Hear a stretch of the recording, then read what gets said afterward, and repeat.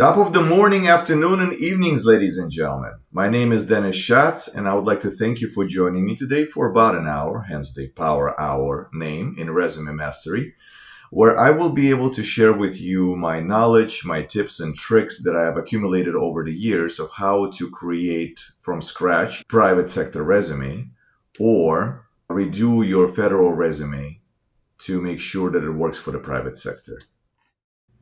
Before we get started, let me take a moment to introduce myself. My name you already know, Dennis Schatz, and I am the trainer by heart. I love what I do, and I have more than 20 years experience behind my back, training anywhere from one-on-one up to very large auditoriums of thousands of people. But why is this all important?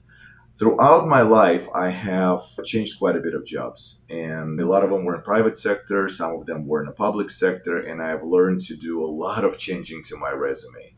You can read about what I've taught in my description, and then you will actually see parts of my resume as we go through the actual course. Without any further ado, let's go ahead and get into the thick of things. Our Power Hour will consist of five major sections. So the first one is the introduction that you see right now. And the second one is the private sector resume anatomy. You need to understand what is the private sector actually resume made out of, which sections, major sections go in there, and what is their purpose. Then in number three, we were going to go into each one of those sections individually, and I'll try to give you as much of information as possible on pros and cons, what should and should not go in there, and how it should be structured. In number four, there will be a conclusion where we will show you some of the very important resources that you could use to speed up your process of creating your resume, private sector resume, or redoing a private sector resume. Number five, you will see what's coming up next. So we have some very interesting ideas and some additional power hours and courses that are coming out in the future that will help you get to your new job quicker. To complete the introduction section, I would like to take a couple of moments to address a couple of housekeeping things, which I do think are very important to properly set our mind and make sure that we are fully on board with what we have to do and where we have to go. Number one, what happened to many of us was, I'm not even sure how to describe this. I don't know if there are any words how to describe this. Some of us have given our whole lives to doing what we're doing, and we were very good at it. And we are very good at it. But due to the circumstances that have occurred, for better or for worse, it has already happened. It is water under the bridge. Now we're in a situation where we need to find another job to be able to put our bread on our tables for ourselves and for our families. So we just need to accept it. No matter how we feel about it, how angry we are about it, we need to accept it and we need to move on. Which brings me to point number two. In order to move on, we need to build a very powerful private sector resume. Right now, there is a lot of us looking for jobs. Granted, not everyone is looking for the same type of job, which is a good thing. But there's a lot of us looking for jobs. And considering that a lot of companies are hiring only whenever you need to come to actually physically to work, that reduces the physical area where we are able to apply for jobs. Don't get me wrong, there's still remote positions out there available as well. But there's a very high competition, and we need to be the best of the best in order to get the interviews and let the job of our dreams. Finally brings me to number three. We need to stay positive in all of this, no matter how bad it is or how bad it looks. I keep thinking of Leonardo DiCaprio in the Titanic movie. I don't know if you've ever seen it in the last scenes when they were on the door floating. I think it was a door. He said, no matter how dark it gets, no matter how bad it gets, you always keep trying and you don't give up. And that's what we'll do. It will pass. The whole thing will pass. And we will find the jobs. And in a lot of cases, we'll find even better jobs than we had before. So enough of ranting. Let's get started. There's a teensy-weensy disclaimer that I would like to mention as a final portion of the introduction. You see, there are many different ways to create an effective resume. And there are many different thoughts and schools of thoughts of how to actually do it. I'm here to present to you my experience and what worked for me for many years to get a lot of very good interviews and very good jobs under my belt. Feel free to scrutinize it as you wish and pick and choose whatever you want out of this whole power hour and apply whatever you think is the most appropriate for you. In addition to it, I would like to mention that there is a lot of other information that I may not be privy of and you may be. So when I put this out on the YouTube or on LinkedIn, feel free to comment and add additional things, ask questions, interact. So that's the best way we can help each other to get the best jobs that we can possibly do. Let's roll. Let's start with resume anatomy. So what you're looking here are the six primary sections of the private sector resume. Think of it like a skeleton, which holds everything else within itself. Right now, we're not going to go deep in each of those sections because we're here just as a 300-mile view to take a look at what it consists of and what should be there. Later on, at the end of the power hour, I will show you the link to the template that we have created. And that template is incredibly useful to help you structure your resume. So all you have to do is just fill stuff in there. All right. So the first one is the resume header. Displays your personal information as well as summary of who you are as a professional and what your areas of specialization or expertise. This is the first piece that they see. Where's your name? And they will see your contact information and a brief description of who you are. So that's important. We'll talk about that later. Next is the key area of expertise. Very interesting section. Some people think they don't need it, and they may be absolutely right for them, but I included it in my resume, and it outlines your key areas of knowledge and skills to attract prospective employers. It has a very interesting purpose of highlighting the most important things for the employer, which happen to be your stronger suits. So by looking at it, they can say, oh, this person can do this, this, and that. That's great. So let's go ahead and put them in another pile of possibly interviewees. Just putting it out there. Professional experience, the third one. This is the biggest section by far, obviously, and without it, there would be no resume. Outlines your previous work experience and what was done for your previous employers to add value to the business. Notice how I said it exactly there like that. We'll talk about this as a very big point whenever you're building your professional experience section. Next one is skills. Similar to the areas of expertise, it is a detailed, specific list of all your relevant skills broken down by relevant categories. So whereas key areas of expertise shows what you're really good at, skills show specific software or specific procedures or something specific to that particular role you're applying that you can do pretty well. And it can be a pretty large list depending on how much experience you had in there. We'll see that a little bit later. I'll show it to you. Education kind of speaks for itself. It's a list of completed education and degrees. And I'll be talking about what goes in there, what should not go in there. Certifications and awards, very, very useful as well. So it's a list of any trade certifications and awards that you may possess. So for example, I have a lot of technical certifications like A+, Network Plus, Security Plus, IC Square. So if this helps you to get a job and whatever certifications that you possess for your particular role, that would be going in there. Very, very useful. Now, these are the first six titans, right? And let's take a look at two additional optional titans that you can put in your resume, which can be very, very helpful.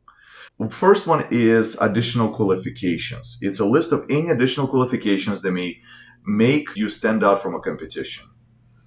You need to understand that you may be among hundreds of people applying for specific positions. Don't let that scare you. Let that energize you. You need to stand out from the crowd. You need to point out of how are you better than the others and why should they look at you and not at the other people. That is exactly what additional qualifications are for. For example, I have published a book before.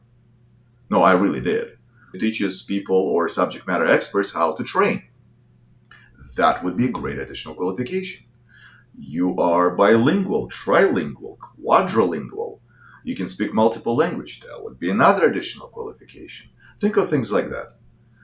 And final one is a clearance. Some of us will be getting jobs which will require a clearance, like in Department of Defense or Armed Forces. And this would be very useful to list all active and previous clearances. We'll talk about how previous they have to be if they have expired. And point out that you have something that they absolutely need in order to get you in that job role. Let's keep going. All right, now let's take a look at the resume formatting. In other words, how do we format the information that we actually put inside a resume? We have four major categories here: typography, format matters, AI friendly or ATS, and storage. To the right, you will see two examples. One on the left side is my real resume. On the right side is something I had a lot of fun with, putting together. It's the resume you're not supposed to have. Let's just put it that way. And to scare you even further, that was actually a template in Microsoft Word that I pulled out for a resume. It looks beautiful and it's not going to work for many different reasons. So let's jump into those reasons why, and I'm going to explain it to you. First one, typography. If you notice, I put there as do's and don'ts. Do choose Arial, Calibri, or Times New Roman font. In other words, you don't have to stick to those exact three, but you have to stick to the fonts which are easy to read. Size 10 to 12 points for the font and the body text and the category names. Do not use calligraphy fonts. I have seen people do that when the fancy looking fonts, that you put in postcards and stuff like that. Don't do that because those are really hard to read. Do not go lower than 10 points because sometimes people try to fit more information for 2 pages, for example, and they cram a lot of stuff inside of there and it's very hard to read and people just don't read it. All right, format matters. Do use Microsoft Word or PDF formats whenever you create your resumes. You could use Google Documents as well, and they will be able to save it in one of those formats because that's what usually pretty much is accepted and what's being taken. Do not use fancy templates with tables or text boxes. Hands the right side of the screen. So I have here my resume, if you can call it, labeled as two different areas. You have left side here, you should see my mouse pointer now, where I have my profile, contact, hobbies, and the right side in here as well. The problem with that is what I'm going to jump into the next one. Actually, it's a good segue, is AI friendly or ATS. Most of the websites where you apply for jobs right now, they use some kind of applicant tracking system or ATS, what they call.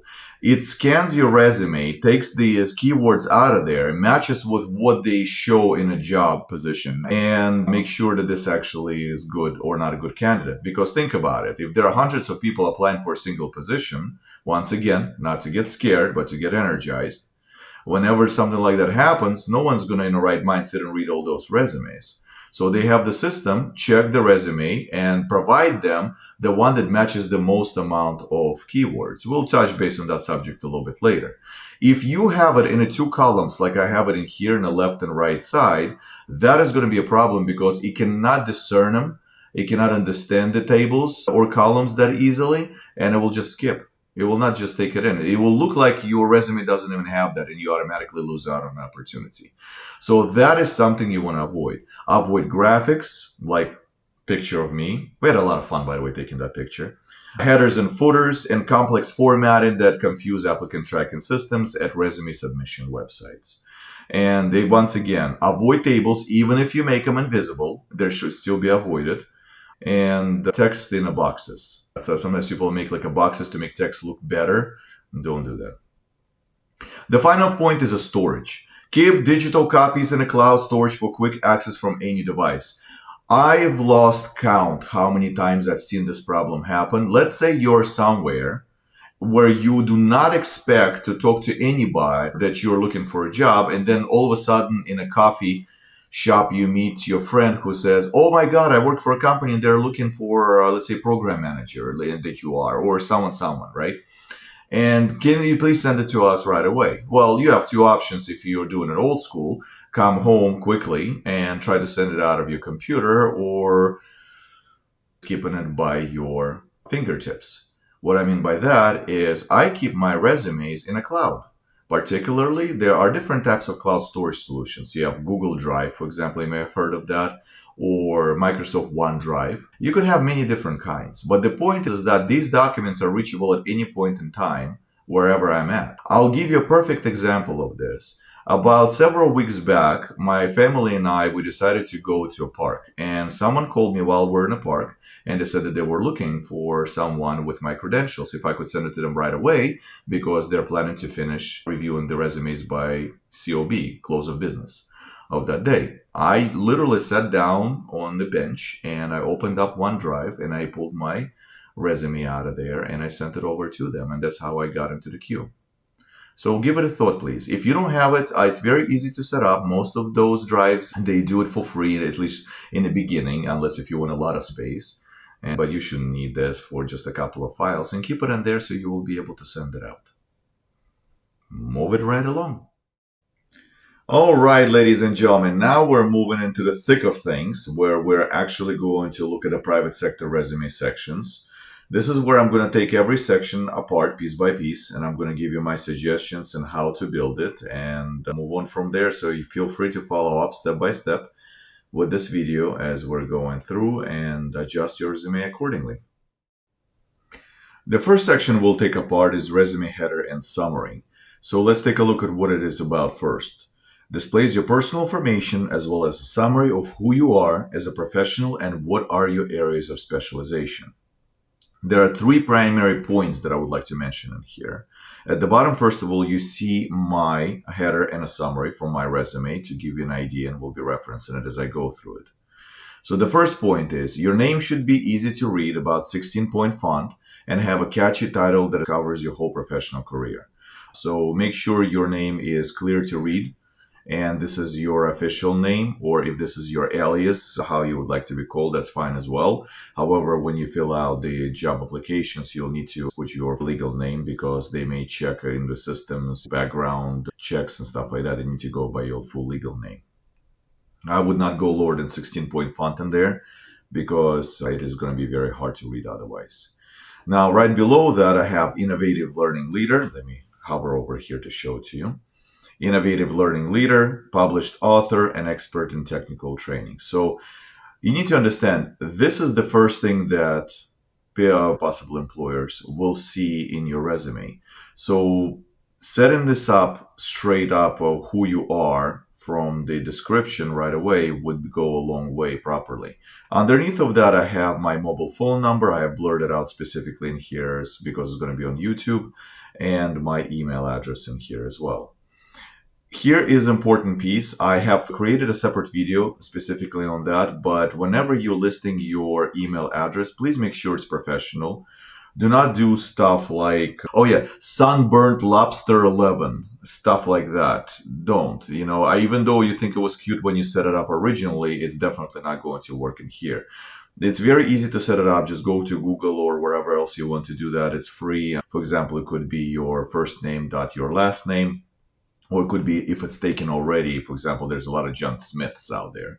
You could put a middle initial in between that, like John E. Smith, for example, or J. Smith, like, for example, D. Schatz in here, or D. L. Schatz.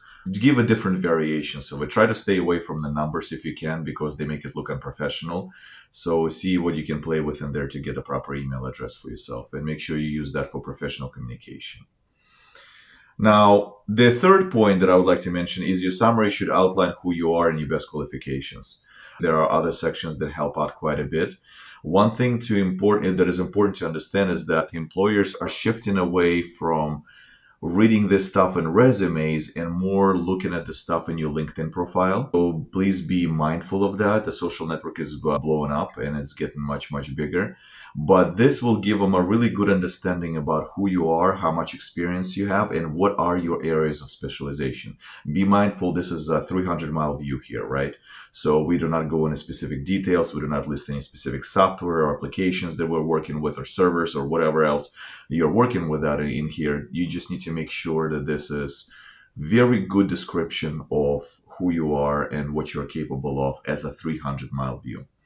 One more point I would like to add here is artificial intelligence, particularly ChatGPT, is incredibly good at doing this. I'm going to be mentioning it at the end of the course as well, but we are working on a new course that will tell you how to use AI in building these things very, very impressively.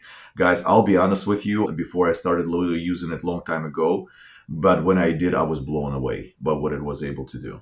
And it writes amazingly well. And this, what you see here, is partly written by AI as well. So I gave it the original text, and then it returned back a much better rewritten version of it.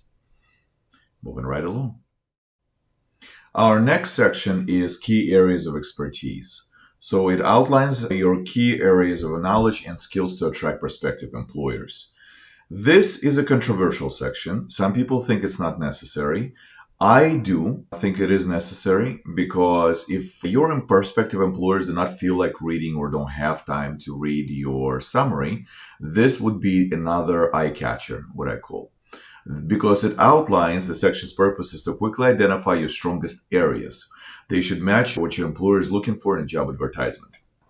So, what's in here is display of your strongest areas of expertise. They want to know, by they I mean employers, they want to know how well you fit for the position that they have put out there. And this hopefully will give them an idea. What I do is when I build my resumes or tailor it specifically for the particular jobs, I come here and I replace the pieces from that I had here before my resume with what's being asked in a job application itself, right? Because they'll come up says needs to be excellent communication skills, for example, or have this and such areas of experience in this field. So I would put like a good catchy phrases here which identify what they've been looking for. Sometimes just copy and paste the specific words. And that will be also helping with the applicant tracking system that I've been mentioning about before. So one thing that I would like to mention here, we're in point number 2, is maintain a well-organized system for storing tailored resumes for each job application. As you're going to be applying for jobs, you're guaranteed to apply for dozens of jobs before you get anything concrete out of it. I remember there was a gentleman who created an Excel spreadsheet where he tracked every job he ever applied to, which is actually a very good idea. And so you remember who was when, did you send it to them, did you talk to them? There can be dozens of people or dozens of companies you deal with at the same time, and they get really upset if they call you and they ask you, hey, I'm from such and such, are you ready for interview? And you're like, who are you? They're like, what do you mean, who am I? You applied to us. Well, yeah, I applied to you, but I applied to hundreds of other jobs at the same time, but they don't care, right?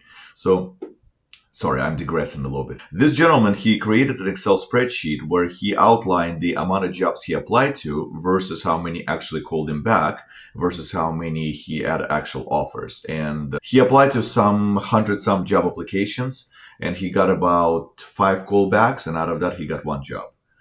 So don't be discouraged. Obviously, there was his personal experience, and it was actually around the time when this is all happening right now.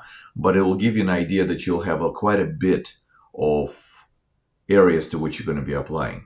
And having a good folder system inside of your computer, phone, iPad, wherever you work, that clearly identifies the different resumes and what positions they were applied for would be a good idea. The way I do it is I create a folder. Then I create a Word document or some kind of document where I literally copy and paste the URL or the web address where I was applying. Let's say it's on a LinkedIn, and so I would copy URL. I would put it in there. I would copy the description of the job itself as well. The reason why I do that is because the jobs tend to be taken off. Or, for example, yeah, they're no longer accepting applications and it's gone from LinkedIn, but they called you back. Well, you quickly need to review what they were asking there and what you need to prepare for the interview for, and that's how you do it. And then I would put inside of that folder that resume that I used to apply for that particular position. So yes, you'll have quite a bit of folders, but it will be easier to manage later on and see what's actually happening. Number 3 point, areas should be separated by commas for easier identification by the job posting portal. Suggestion, avoid using tables or using fancy formatting since the job submission portal may not understand it and will skip it altogether. Yes, yes, and yes. Do not put a table in here, even if it's invisible. I know it looks better if people look at it, but remember, the first entity, let's just put it that way, that looks at it is actual applicant tracking system, not a person, usually. Very rarely you do have people looking at all of their resumes that are coming in. But usually, if there's, especially right now when it's a lot, is applicant tracking system, and it doesn't care much for tables. It will just skip this and then it will not put you in the priority list because it did not see what was inside of the table. What I did, I separated it by comma, I put it in a bold so it stands out if person looks at it, and at the same time system can easily understand it. Moving right along.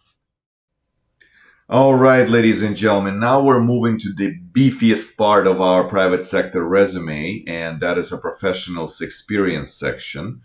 We got a lot to discuss in here, so why don't we go ahead and take it step by step? So, begin with an idea of what that is. It outlines your previous work experience and what was done for your previous employers to improve and grow their business in chronological order. Most recent at the top and the oldest at the bottom. So, that's the first point. It's important to list the most important, which is the most recent experience right at the top, and then go backwards from that perspective. I've seen people make a mistake before when they listed it oldest to newest, and no. The first thing your potential employer wants to see is your most recent experience. That's the one they're going to be reading the most. So that's what you want to put up top first. All right, now moving right along. The first point, title structure, position title, employer name and location, years of employment, start to end, and bulleted point list of accomplishments. So we'll skip the bullet point for just a moment. Let's point about the structure. I'm talking about this line right here at the very top. So in the beginning, it tells you your official title, what you were. So for example, I was a management analyst in my last job. And then it specifies what is the name of the location where you worked or a company, which is Health Resources Services Administration. It's a government branch here. And where was it located? And we were located in Rockwood, Maryland. And the years of experience from 2023 to 2025. So the question usually comes up here, do I have to list the months as well? I don't. Some people do, but I don't. But it is important to keep somewhere a document where you remember exactly the month you started and you ended each of the positions, because when you fill out the applications online in a job application area, it will ask for the months and they need to match. For example, if you finished in October 2023 and then started in October 2023 another job, they need to match. Otherwise, if you say October 2023, but in December 2023 I started, they will notice that there was a 2 months gap. You may have been looking at the job at the moment, maybe something happened, but it may be something that they may notice and you may need to explain. Nothing again bad, but unless if it's like a huge gaps, like we're talking about 6 months plus in between them, then usually you will have to start explaining what this was about and why were you out of work for so long. All right. So let's talk about the bulleted pointed list of accomplishments, and we're going to move on to part number 2, replace responsibilities part, and part number 3, focus on numbers and percentages. This, I would say, is one of the biggest advices throughout this whole power hour that I can give you in here. This is what makes people either get the job or not get the job. Believe it or not, it is that big and that important. Let's start with number 2. Replace responsibilities, did this and that with accomplishment, achieved X% of efficiency improvement. All right. So what you see here is everything that has happened in this position is being listed in a bulleted points list here. All right. So what I've seen a lot of times, especially for people that had the resumes for a while, because that's what it used to be before like that, is people list out what they have done. So for example, I'm a trainer. So let's say I have created training for such and such, and I delivered this training for such and such. All right. So they actually list exactly what they've done or their job responsibilities piece by piece. And even though, yes, it does give an idea to the future employer what you have accomplished, and they can match it to what they need from you if that's something that actually you've been doing before, it is much more useful to display it not in a form of what your responsibilities were, but in a form of what have you achieved for the business. How did you help them grow it? How did you make it more efficient? And there's nothing that speaks better than metrics on this particular end. I know this is very hard to come up with them, but if you can, please do, because that really starts to sell your resume. Let's take a look at the first bullet point. I could have said something like, created a training program that did the training for HRSA BIPIC. That's one of the offices. And that's about it, and put it in there. Instead of that, I wrote, established the HRSA BIPIC IT systems training program, which delivered over 100 training products metrics. To 500 internal employees, again, metrics. And 5,000 grantees at 1,400 health clinics located in every state and territory of the United States. Metrics, metrics, metrics, metrics. And what I did in here is I specified how that helped improve whatever we're doing. By delivering information to so many people, people are saying, oh, this guy did something very useful. Let's take a look at the second one. Developed a pipeline architecture for quickly designing, developing, and delivering training products. I could have left it in there, but I added a second line to it. As a result, reduced time to develop training products by 50% metrics and maintain the training product acceptance rate of 98% metrics. What does it say here? That says that I have developed a system which removed errors so much that it helped to reduce the time to develop because I sped up the process. That means I could deliver more and the company became, or organization in my case, became much more efficient by 50%. And on the top of that, I removed the errors and made it 98% error free. That means only little pieces here and there need to be adjusted and we're ready to go. And by pieces, I mean the client looked at our deliverables and then they said, oh yeah, this is actually really great. That's what you want to do.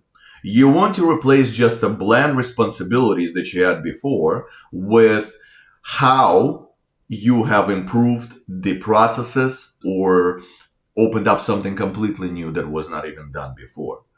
Why should they hire you? Because you're that useful. Because you're not only improving whatever they have and growing their business. We're going in the private sector, guys. Money matters here. But also making things better for them. That's what they're looking for. That's how you stand out from the rest of the competition. Because yes, unfortunately, you do have to sell yourself like this. And this is what works. I've seen numerous examples when I spoke to the hiring managers and they said they looked at the different resumes and they picked one that looks like that over the other one where the other person was also very knowledgeable and very experienced. But they did not take their time to go ahead and do this. Please do this. And with every bullet point, ask a question. How, what was I doing improved whatever the overall culture is? And metrics, metrics, metrics. If you can add them, that would be great. All right, that's what I was talking about. Focus on numbers and percentages. Number 3. Replace government terminology with private sector terminology.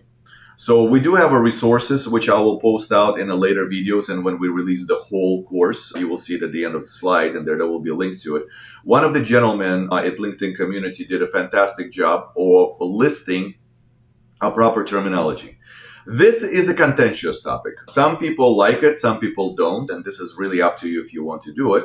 But what it allows to do is replace the terminology like grants approval processes with something that is actually workable in a private sector. You need to speak the private sector language in order for them to understand what you were doing. Otherwise, they see that you've done it, but they don't see how it relates to what they're doing, right? You need to speak their language, and that's what it is. I will post it also in a post as a link when I release this portion of a video, so you will be able to see for yourself what he has done and what is written in there. Very, very useful stuff.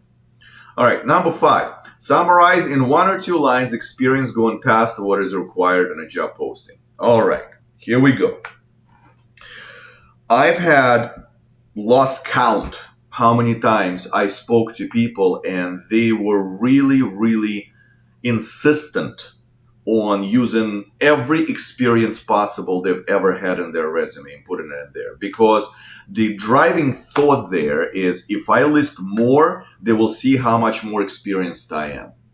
No, it does not work like that. What it will do, I will tell you, is that it will make your resume look very large and people will be not reading it. And they'll be like, okay, this is too much. I'm not going over this. So what should you do? The first thing I would suggest you do is to look at the job posting and see how many years of experience at minimum do they require. And then go to your resume and take a look at how many experience or positions that match that number of years of experience that they are asking for, and list those positions in detail like I have in here. If you wish, you could list the additional experience, but do it a little differently. Let me advance to the next slide to show you what I mean. So it's the same slide, just shows a little different portion of my resume. So on the top is one of the older experiences I had in there, and it's listed by bullet points. But below that is that extra experience that goes beyond what they're asking. And that is not listed in bulleted points, and is listed as just a paragraph format, no more than a couple sentences, 2, 3 max. You do not need to write everything you've ever done for them on every day. Please don't do that. All right. So write out just a general description of what you were doing there and how it helped out. That's it. And you could leave it in there. So I have about 4 or 5 major sections and then a couple of those sections underneath of it. Note that I have 4 or 5 major sections and a couple of sections underneath of it in my overall resume. But when I look at the particular positions, I remove the stuff out of there which are not necessary, which is a great segue to number 6. Remove all experience not relevant to job posting. Well, if you're applying for a grants management position, please do not write in there that you sit and watch the dogs in the afternoons and the evenings. Yeah, I know, common sense, right? No, people still write that stuff in there because they think it's just let's put it in there because it's going to be cool, because they'll see how I'm versatile, I am flexible, I am. They're not interested in any of the other stuff. They're interested only in the stuff relating to what you're being hired for. So feel free to remove those things out of there, and that will also contribute to the shorter, much more succinct, and much more to the point resume that you have. Moving right along. Now we're moving to the skills portion of your private sector resume. So let's take a look at the description first again. A detailed list of all of your relevant skills broken down by relevant categories. One of the biggest mistakes I would like to straight off the bat saying here that I've seen people make is use tables or columns. That's not a very good idea, because the applicant tracking system that I mentioned before in my previous videos, or ATS, does not like those type of things. And when it sees a table, it may skip it altogether and then think that you do not have any skills. So that's why what I do in here is not use any tables. Yes, even invisible tables, not use any tables. And just add it up, structured by the particular categories and then specific skills that I have. Since I'm more in a technical world, might not call it technical skills in here, but you may call it something else, or just plain word skills. And then you'll have a particular categories. For example, I have operating systems, content and project management systems, training utilities, desktop programs, server utilities, and so on, so on, so on. And then within them, I have the specific applications or platforms that I worked with. You may have your own skills. But it's important to know that the most relevant category should obviously be listed on top. So feel free to just move it as a paragraph on the top. And the least relevant categories, but still relevant categories, should be listed at the bottom. Which brings me to the point number 3. Remove the skills not applicable to job posting. Once again, I have seen people put stuff in there like dog sitting, God knows what, kite flying. I mean, in all reality, I've seen people put, for example, skills that are not related to this particular job posting, but it's something that they've done before. I would urge you to stay away from those kind of things and get them out of here so it's easier and more succinct resume. Obviously, the things don't apply to it at all, should not be here. Moving right along. Education section. List of your completed educations and degrees. All right, so let's talk about that a bit. We have 3 points to discuss in here, and let's start with the structure, which is number 1. Education degree should be listed in there. For example, the type of degree like PhD, Master's, Bachelor's of Science, Bachelor of Arts, Associate's degree, and so on and so on. Whatever you have. If you have multiple, list them. For example, Bachelor of Arts may have major and a minor, so you can list them both in there, and you will need to also list the field in which they are. A lot of online applications also ask to put in the information there, and they may have like a drop down as a list of degrees. If it doesn't fit within that, you may choose something like other, or if it'll let you type it in, you can type it in on their website. whenever that happens. That's a particularly painstaking point because over the years, obviously, universities and colleges have changed the names of their degrees, or what is considered to be acceptable name or de facto names for the particular area. And some of them are no longer being offered. So that's why you talk about other and type in that stuff in there. All right. So after that, you need to type in learning institution name, what is the college, university, and year of graduation. 2 points to discuss in here about a year of graduation. I've seen people tell me stuff like, I don't want to put a year of graduation on my degree because it shows how old I am, like if it's been a while back. It's up to you if you want to put it in there or not. So if you feel that this is a sensitive subject to you, don't put it in, but they need to know that it is completed or it is in progress. That's what's important in here. If you're still in college, university, or academy and you're still going for this, then you will need to write in that it's still in progress. It's not a good idea to mislead them in here and make it look like you already have it if you're still going for it. So they need to know that, because not only it tells them that you're actually working towards that, but it may also tell them that you may not be fully available because you are still in college, university. Then you may have to explain that you're doing it maybe on a weekends, or it's an online school, or like in the evening, so it's not going to interfere with the job duties if it's a full-time job.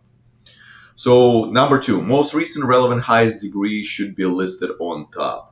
It's pretty obvious. And the remove all degrees not relevant to job posting. That's again another contentious subject, because sometimes people are switching their areas of work and they do have a degree. They want to show that, but it's not maybe directly related.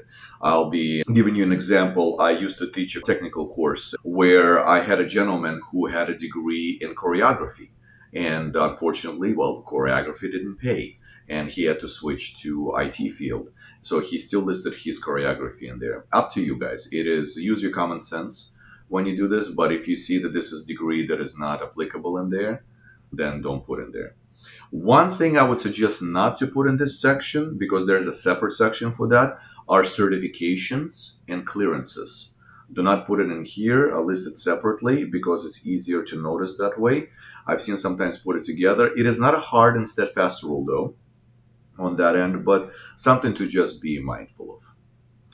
Moving right along. Certifications and award sections. A list of any trade certifications and awards that you may possess. So 3 points once again to discuss in here. Let's talk about the first one, structure. So certification name should appear there if you have any certifications.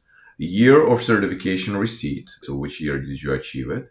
Optional information can also be included in there. For example, status, if it's current or not, because a lot of certifications nowadays do expire. They're not like for life, and especially in the technical world. Issue and authority, for example, who issued you, like CompTIA, IC Square, Toastmasters. I gave mine, but you can come up with like whatever your authorities are. They're giving out the certifications.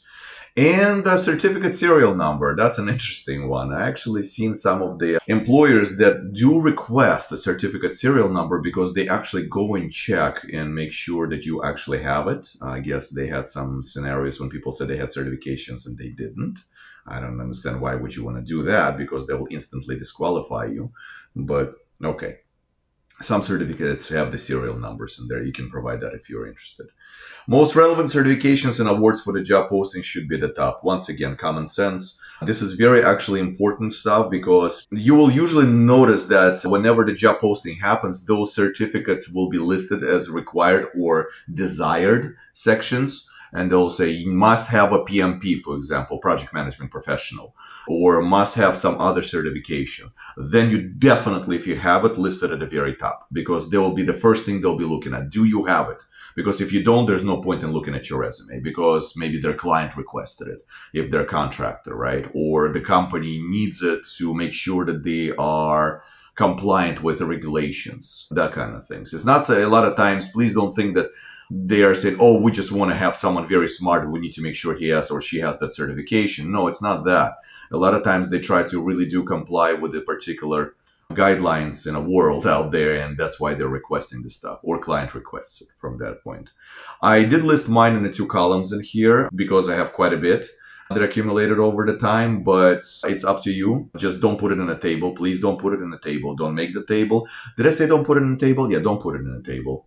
Even if it's an invisible table, because applicant tracking system that scans your resume and your information when you sign up for jobs will not see it a lot of times and will skip it and will make it think that you do not even have any certifications and awards, and making sure not to put you to the hiring manager as a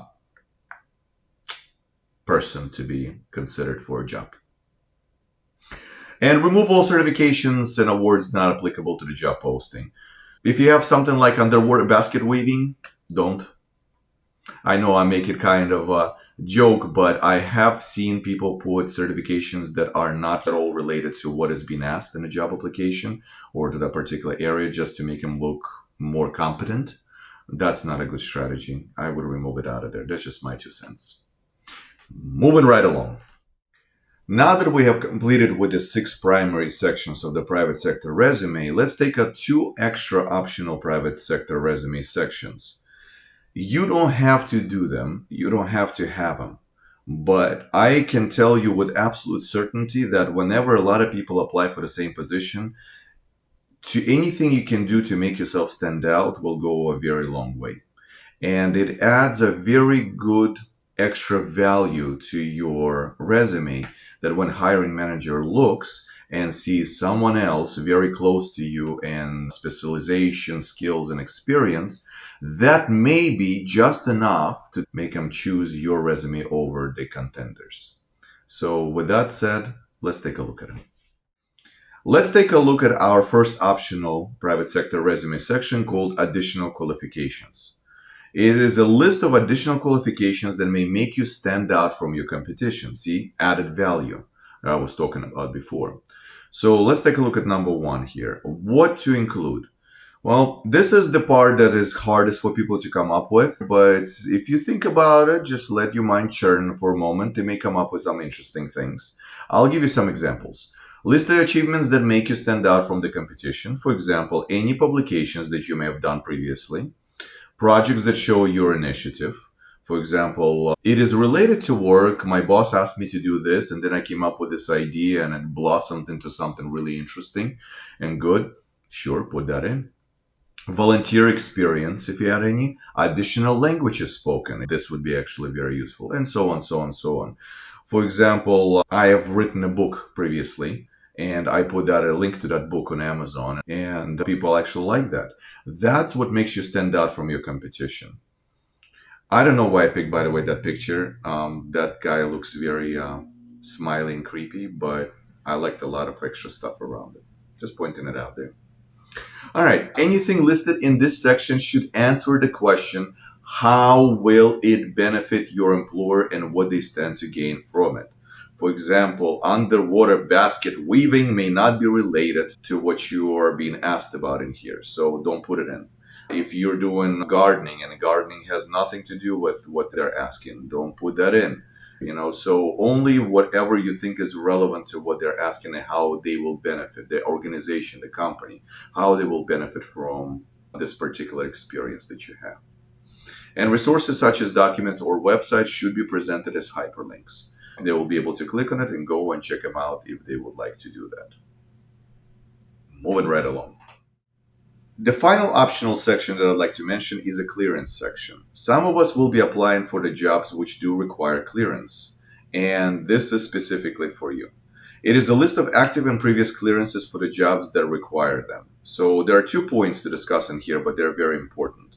So you will list all of your active and previous clearances, for example, top secret with a polygraph, or secret, or public trust. I also list in there the year when I originally got it, to wherever it lasts. And let's talk about to wherever it lasts or lasted. So people have been asking me if they should put a clearances in there which have already expired. I've researched the subject and found that if the clearance is more than 2 years old after its expiration, you may be required to get it all the way from the beginning. But your information may still be in their system, right? Whenever you were getting original clearance. So getting a new clearance may be quicker because you're already established in their system, and that's what's so good about it. And plus, it obviously shows your trustworthiness that you have previously got the clearance and you can get it again. I've seen people being granted the jobs contingent upon them getting a clearance. For example, they've locked you in and they've made you an offer, but an offer is written that is contingent upon the clearance, and you go through clearance, hopefully quickly, hopefully, and then you can start your work. So this is something that you should list as a separate section called clearances if you have or had them or both. Ladies and gentlemen, we have gathered a list of very useful resources that we strongly suggest you use to your advantage when you're building your resume. First of all, let's talk about the resume template, which is at the top. When you are building a private sector resume, especially from scratch, if you've never had one before, it can be a very daunting experience. That's why what we've done is we have created a completely free template that will allow you to simply paste your information inside of it and then use it as you see fit. Let me give you an example of how that looks like. So here is the template. It is built on my resume the way I created it, but as I said, feel free to adjust it as you see fit. Just save it to your computer and work from there. And you will have not only the specific sections listed in here, but I have also put a comments which describe what you should put in the sections as do's and don'ts. And they are very, very useful. At least I think they're very, very useful. So feel free to use it to your advantage. I will also post additional links in the posts and the LinkedIn and stuff like that, so you will be able to get to that a little bit easier. The second resource that I wanted to point out is our YouTube channel. We have created a YouTube channel called DS Academy. And inside of there, we are starting to paste all of our videos that we are creating, and it's going to be much more than that. So I strongly encourage you to come over here and subscribe for the channel. Like the videos if you like what you actually see, to help us grow. So we're getting there little by little, and we'll be very popular and will help a lot of people in the future. The third link that I wanted to mention is the LinkedIn post shown about replacing the government terminology with the private sector terminology. This gentleman did a fantastic job describing this, so you will feel free to peruse it and check it out and see how you like it. And finally, I would like to mention and kind of open slightly the doors to something that we're going to be exploring much more. And this is artificial intelligence. That's something that scares and interests people at the same time. The one I'm about to mention is ChatGPT. We're going to build a whole course in the future on how the AI is going to help you get a job on the different stages of getting it, from looking for the job to creating resumes to applying for the jobs and finally going and preparing and going through the interviews. This is something I would encourage you to check out. You don't have to log in right away. See, I'm not even logged in, and you could just ask different things, and you might be surprised as what you'll see. I was very, very surprised and how good it was at doing many different things.